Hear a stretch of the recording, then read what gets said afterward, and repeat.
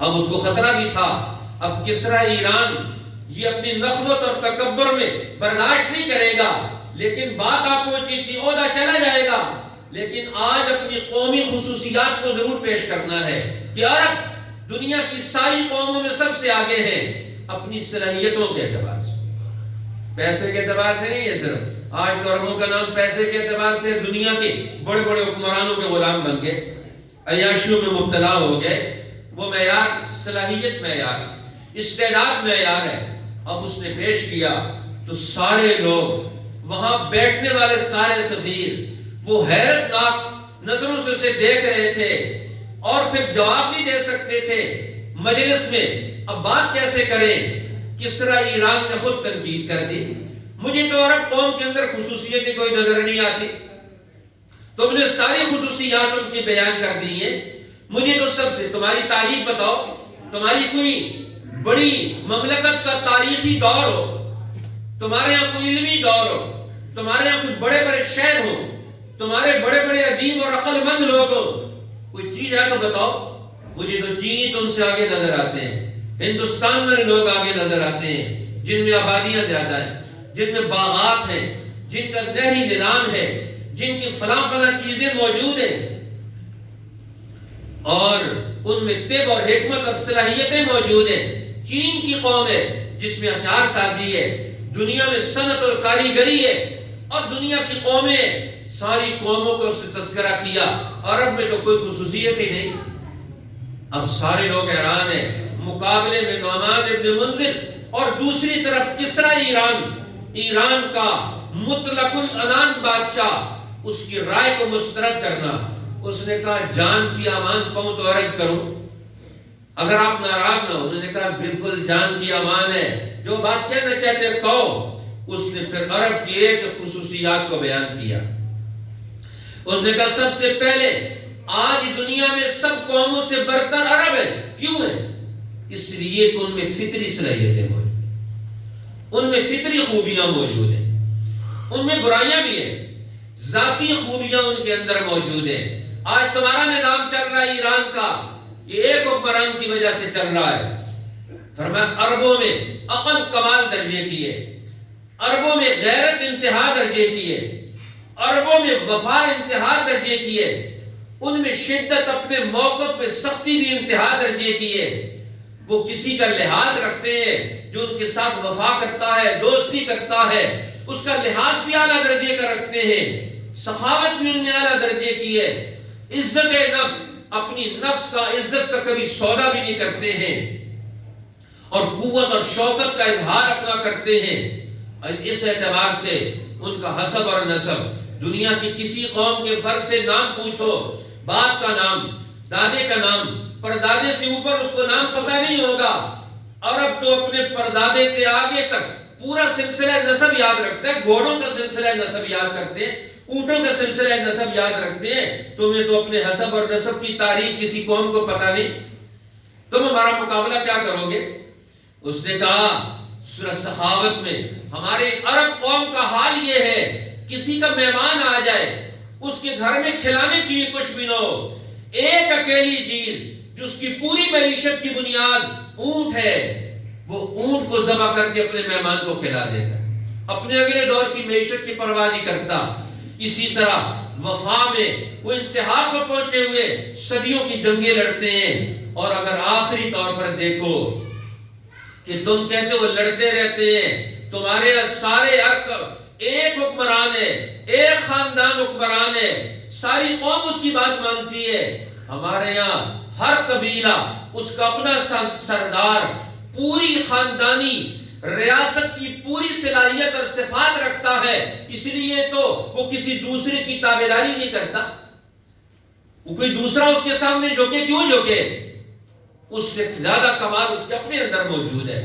کسی کمال کے سامنے جھکتا ہے، تم نے اپنا خاندانی کمال ایک بادشاہ کی خاندان کے اندر رکھا ہوا ہے۔ ہمارے یہاں تو ہر قبیلے کے اندر بادشاہ قائم کرنے کی پوری صلاحیت موجود ہے۔ تو دنیا کی ساری قوموں سے بڑھ کر سب سے زیادہ صلاحیتیں موجود ہیں۔ تو الغرض معاشرے کا معیار کیا ہوگا؟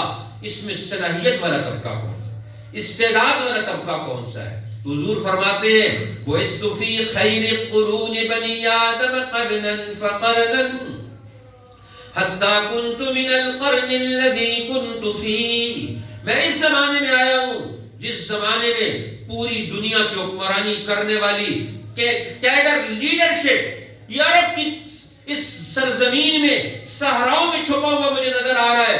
ابو بکر صدیق کو اٹھا کے دیکھ لو, عمر بن الخطاب کو اٹھا کے دیکھ لو, عثمان بن عفان کو اٹھا کے دیکھ لو, علی بن مرتضیٰ کو اٹھا کے دیکھ لو, سعد بن ابی وقاص کو دیکھ لو, وہ کتنی صلاحیت ان کے اندر موجود ہے. جنگ قادسیہ میں ایران میں جنگ ہو رہی ہے اور سعد بن ابی وقاص چل نہیں سکتے, پھر نہیں سکتے, ارکن نساء کا درد ہے, ٹانگ میں ہل نہیں سکتے کسی ایک جگہ سے بیٹھ کر, اور جنگ مارکا ہے, بین الاقوامی مارکا ہے, اور دنیا میں سب سے بڑی فورس 7 لاکھ کے قریب دشمن کی فوج موجود ہے, اور ان کا کمانڈر ہل بھی نہیں سکتا, تکلیف اور درد کی حالت میں موجود ہے.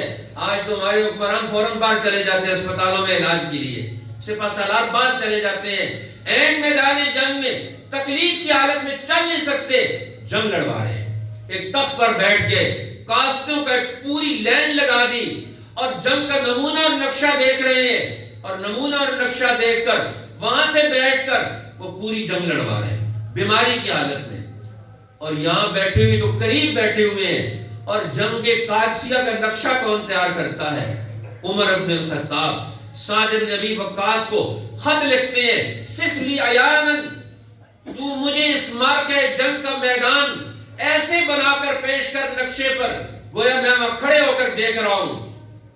اس پوری جنگ کا نقشہ مدینہ میں بیٹھ کر عمر بن الخطاب ترتیب اور تشکیل دے رہے ہیں, سامنے کوئی چیز موجود نہیں. ان کی ذہنی اور عقلی صلاحیتوں کو آپ دیکھیں, ان کو کس نے اٹھایا ہے؟ صلاحیت موجود ہے, ماحول کس نے دیا ہے, تعلیم کس نے دی ہے, تربیت کس نے دی ہے, اس کمال لیڈرشپ اور معیار تک کس نے پہنچایا ہے؟ رسول اللہ صلی اللہ علیہ وسلم نے ایک قوم کو اٹھا کر یہاں کھڑا کر دیا. آج ہم یہاں نیچے پہنچ گئے ہیں لیکن اوپر اٹھنے کا پروگرام سوچتے ہی نہیں ہیں. مسلمان جہالت کیسے ختم کریں گے, بے روزگاری کیسے ختم کریں گے, بے حیائی کیسے ختم کریں گے, اپنے نوجوان کو پالش کیسے کریں گے, اپنے اداروں کو ترقی کیسے دیں گے, اپنے بازاروں سے مصیبتیں کیسے دور کریں گے, دنیا میں آنے والی وباؤں کا مقابلہ کیسے کریں گے. آج ہمارا ذہن سوچنے سے قاصر ہے. دنیا کے 55 اسلامی ملک وہ WTO کو دیکھتے ہیں کہ وہ صحت کا نیا منصوبہ کیسے دے گا, وہ نیا پلان دے گا بیماریوں کے مقابلے کا. تمہارا دماغ کیا کرتا ہے؟ تمہارے اطباء کیا کرتے ہیں؟ تمہارے ڈاکٹر کیا کرتے ہیں؟ تمہارے پاس قوم کی صحت کا پلان کیا ہے؟ کیوں نہیں ہے؟ قوم کو پوچھنا چاہیے, قوم کو بھی سوچنا چاہیے کن لوگوں سے ہم تعلق رکھتے ہیں.